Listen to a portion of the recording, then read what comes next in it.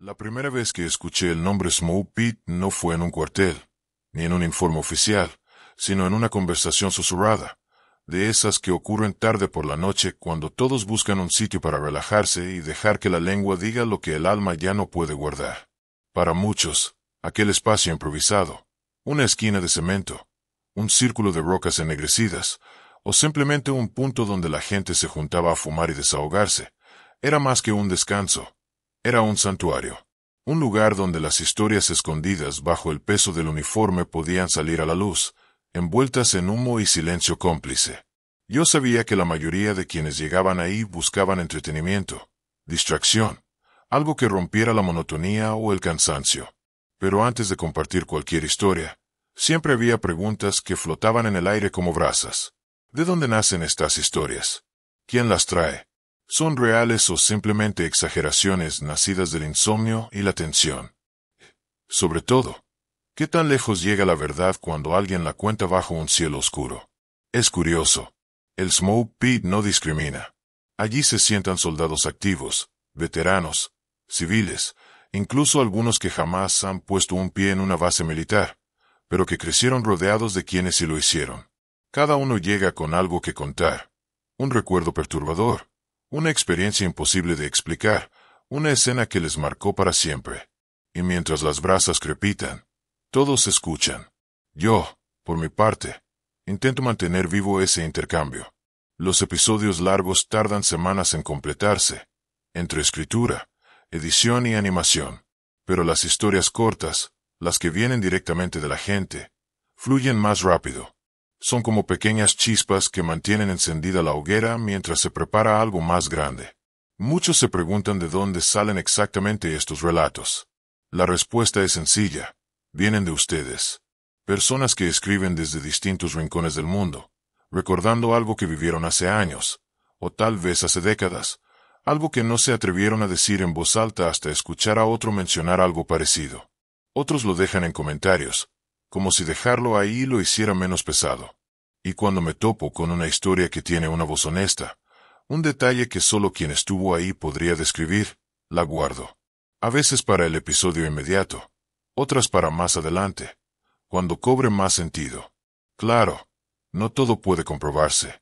Algunos relatos tienen un aire tan extraño que uno pensaría que son inventos, exageraciones o sueños mal recordados. ¿Pero qué puedo hacer yo? ¿Descartar una vivencia porque no estuve ahí para verla? ¿Decirle a alguien que lo que escuchó, lo que sintió, lo que lo hizo temblar, nunca pasó? No tengo ese derecho. La verdad es un tesoro delicado. Y, al final, cada quien decide en qué creer. A veces me preguntan si todas las historias son reales. Mi respuesta siempre es directa, salvo cuando lo advierto explícitamente. Sí, lo son. La intención nunca ha sido engañar a nadie. Cuando alguna historia ha sido ficción, como aquella que combinaba supersticiones japonesas con sucesos históricos, lo digo. Y cuando no lo dije claramente, aprendí la lección. Desde entonces, siempre aviso. Pero los relatos que vienen del Smoke Pete, esos son diferentes. Son testimonios espontáneos, fragmentos de vida de personas comunes que, por un motivo u otro, se cruzaron con algo que desafió su entendimiento. Son imposibles de verificar y, al mismo tiempo, imposibles de ignorar. Y aunque algunos podrían inventar algo para llamar la atención, también tendrán que cargar con la culpa de hacerlo. No puedo controlarlo. Lo único que puedo garantizar es que aquí se respetan las experiencias, se compartan tal como llegaron. Lo que sí puedo decir es que el mundo es más extraño de lo que aparenta. Mucho más. Y quienes se atreven a contar lo que vieron, ya sea con miedo, vergüenza o ansiedad, merecen al menos que su voz sea escuchada. La historia que sigue forma parte de ese conjunto de voces. Y si aún no has visto los episodios de Fort Campbell, debo advertirte, vienen spoilers. Porque lo que estás por leer nació directamente de las respuestas de quienes conocieron esos lugares, caminaron por sus rutas oscuras y sintieron en la nuca esa presencia inexplicable. Todo ocurrió en los 80, cuando un veterano del ejército estadounidense trabajaba con la policía militar en Fort Campbell, Kentucky. Sus experiencias encendieron un fuego en los recuerdos de otros que, al escucharlas, se animaron a enviar las suyas. No todas ocurrieron allí, pero muchas comparten un mismo hilo, la extraña sensación de que en Kentucky, de día y especialmente de noche, hay algo que no encaja del todo con lo que debería ser normal. Una de esas historias vino de alguien que firmó como Jacob Calam, o Cayum. Dijo: no soy militar, pero mi padre sí lo era. Vivimos en Fort Campbell entre 1997 y 2006. Veníamos recién llegados de Alemania, y lo que pasó allá todavía me da escalofríos. Su familia vivía en Bodlon, cerca de una de las entradas traseras de la base, rumbo al Hunter Lodge y el campo de golf.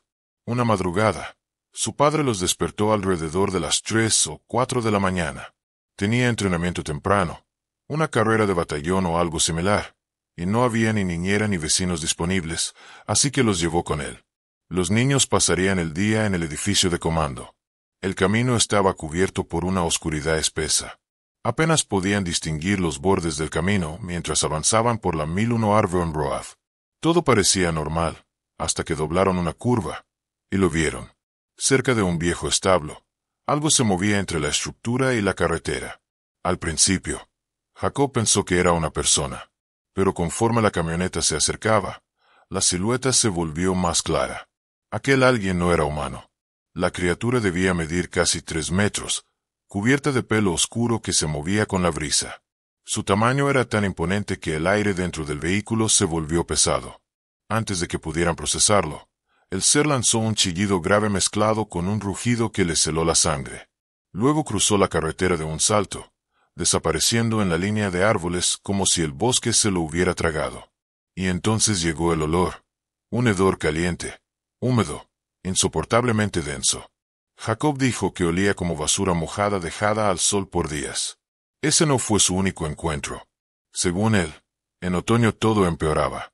Los venados se movían más, y con ellos, algo más también lo hacía. Lo llamaba actividad de Bigfoot, aunque en realidad parecía no estar convencido de que fuera exactamente eso.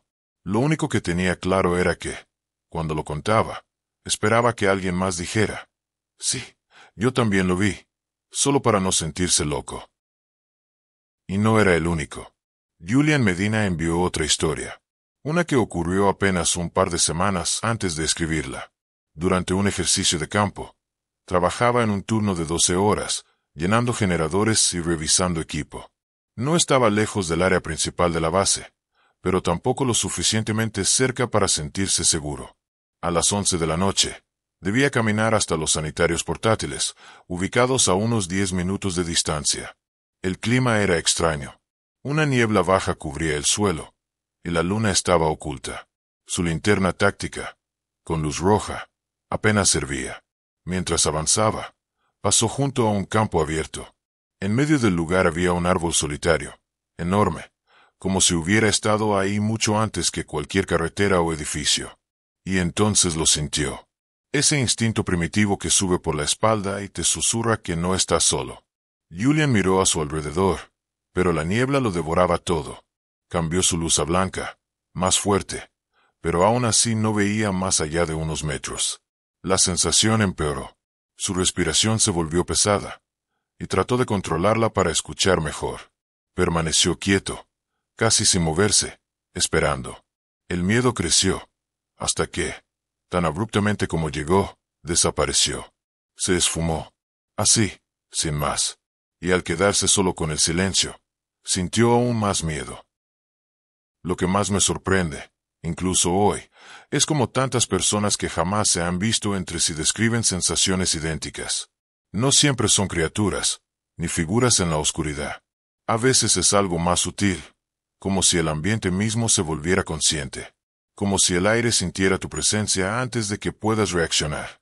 Y aunque muchos no quieran admitirlo, Fort Campbell, y en general el bosque que envuelve a esa región, tiene una forma peculiar de observar, de escuchar.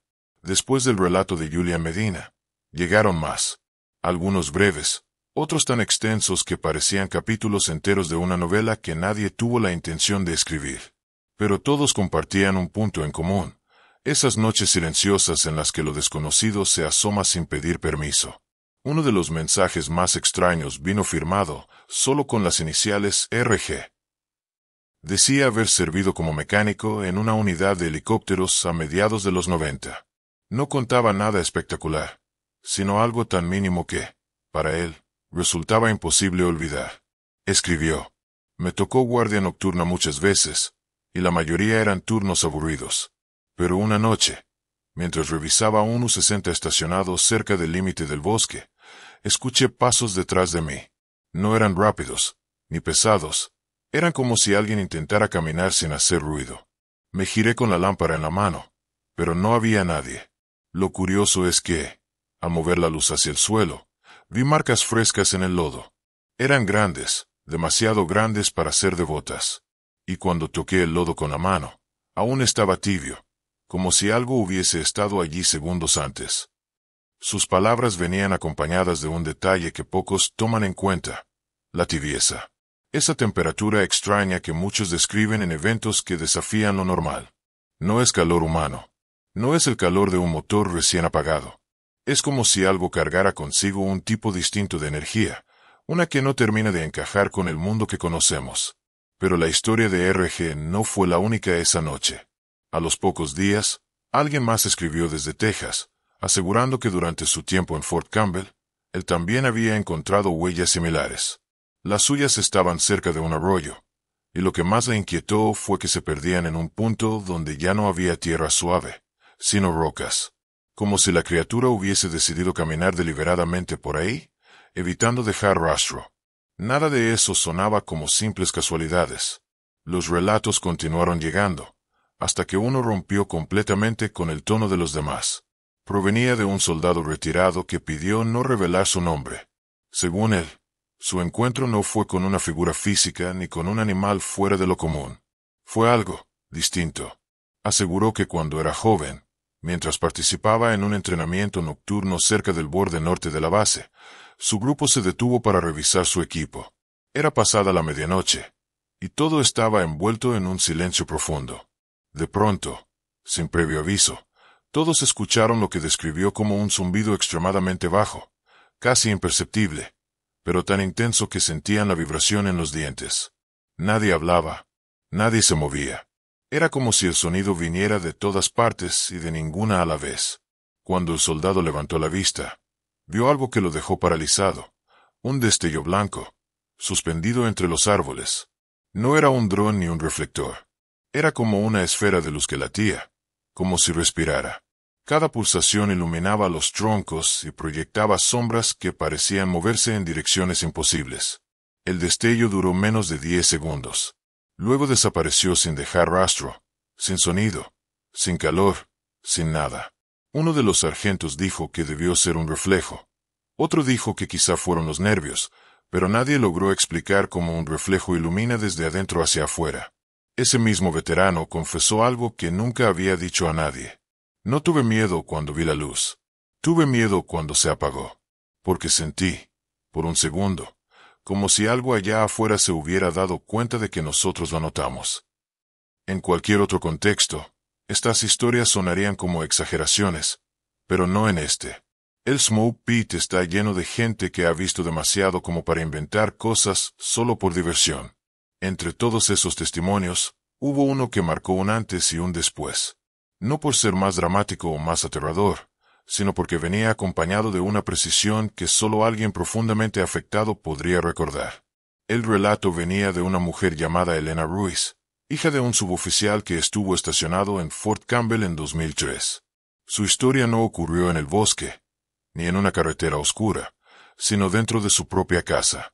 El día que cumplí 11 años, escribió, mis papás prepararon una pequeña celebración. Nada fuera de lo común. Cuando cayó la noche, todos se fueron y yo estaba por dormirme. La ventana de mi cuarto daba hacia la parte trasera de la vivienda. En esa zona había árboles, pero no estaba completamente aislada. Elena asegura que esa noche despertó 3 veces sin razón aparente. La tercera vez, escuchó un golpecito leve en el cristal. Pensó que sería una rama, pero luego algo más golpeó la ventana, esta vez desde más arriba. Tengo claro que, aunque era niña, sabía calcular alturas. Para golpear donde sonó la segunda vez, alguien tendría que haber medido más de 2,5 metros. Cuando la curiosidad superó al miedo, se acercó. El cristal estaba empañado por dentro. Al limpiarlo con la mano, no vio un rostro ni una sombra. Lo que vio fue un ojo. Uno solo. Grande. Oscuro. Sin brillo. Pegado al cristal. Ella gritó. Su papá corrió al cuarto. Para cuando llegó, no había nada afuera. Solo huellas pequeñas de ramas quebradas. No podía ser un oso. No podía ser un humano. Y, según Elena, tampoco podía haber sido un sueño. Cuando mi papá cargó la ventana días después para cambiarla, dijo que por la parte exterior había marcas de dedos. No de manos, dedos. Y no coincidían con ninguna medida humana. Años después, Elena volvió a hablar del tema, pero su narración siempre terminaba igual. No sé qué era. No quiero saberlo. Pero sí sé que estaba observándome, como esperando algo. Su experiencia abrió camino a una ola de relatos relacionados con sombras asomándose por ventanas, figuras que parecían moverse justo fuera del alcance de la luz, o susurros registrados en grabaciones nocturnas de soldados que dormían en barracas improvisadas durante ejercicios. Una repetición constante en estos testimonios era la idea de ser observado. Como si esa parte del bosque o del territorio tuviera ojos propios. Mientras más historias llegaban, más evidente se volvía el patrón. Lo que fuera que rondaba en esa zona no parecía actuar al azar. Había algo inteligente. Algo que analizaba. Algo que, en ocasiones, se acercaba demasiado a las casas, a los caminos, a las ventanas. Demasiado cerca para ser un simple animal. Y aunque muchos preferían mantener silencio por miedo a ser ridiculizados, otros confiaban lo suficiente para describir cada detalle. Todos hablaban de lo mismo. La sensación de estar bajo una mirada que no pertenece a un ser humano. Una mirada que no olvida. Que espera. Que vuelve. El aire se volvió irrespirable. La niebla parecía más espesa que antes, pegándose a la piel como un recordatorio de que la noche tenía sus propias reglas. Cada crujido de ramas, cada susurro del viento, se sentía amplificado, multiplicado en la mente del soldado que ahora comprendía que no estaba solo. Y aunque sabía que debía retroceder, algo lo mantenía firme, atrapado entre el miedo y la fascinación. De repente, un sonido gutural cortó la quietud. No era un grito humano ni un rugido animal. Era algo que vibraba en los huesos, profundo, primitivo, un eco de lugares que la mente racional no puede alcanzar. La criatura que había visto antes, aquella que tantos relatos habían mencionado, estaba de nuevo allí, más cerca, desplazándose entre la niebla con una fluidez imposible, como si flotara sobre el suelo. El soldado sintió el instinto de correr, de gritar, pero algo lo detuvo, una curiosidad irrefrenable. Cada fibra de su ser le decía que aquello era real, que sus ojos no le engañaban. Y mientras la criatura se acercaba, un hedor insoportable llenó el aire, mezclando tierra mojada, hojarasca podrida y algo que él no podía identificar, un olor a vida y a muerte al mismo tiempo. De pronto, la figura se detuvo frente a un árbol solitario. Sus ojos brillaban con una intensidad que no podía describirse. No había hostilidad, pero tampoco paz. Era simplemente la existencia pura de algo que no debería estar allí. El soldado contuvo la respiración, consciente de que cualquier movimiento podía alterar el equilibrio invisible que los separaba. La criatura giró su cabeza lentamente, como si evaluara al intruso, y por un instante, todo el miedo del soldado se transformó en una comprensión silenciosa. Aquella presencia no era un enemigo, sino un recordatorio de que el mundo estaba lleno de misterios que los humanos apenas comenzaban a rozar. La bruma, la noche, el olor, la inmensidad de su forma, todo formaba parte de un lenguaje que él aún no entendía, pero que intuía en lo más profundo de su ser. Sin previo aviso, la criatura se desvaneció en la neblina, dejando tras de sí un vacío palpable. El soldado quedó solo, con el corazón latiendo descontrolado, la mente inundada de preguntas sin respuesta y la sensación de que algo fundamental había cambiado para siempre. La noche, aunque silenciosa de nuevo, ya no era la misma. Cada sombra parecía tener vida, cada susurro de viento un significado oculto.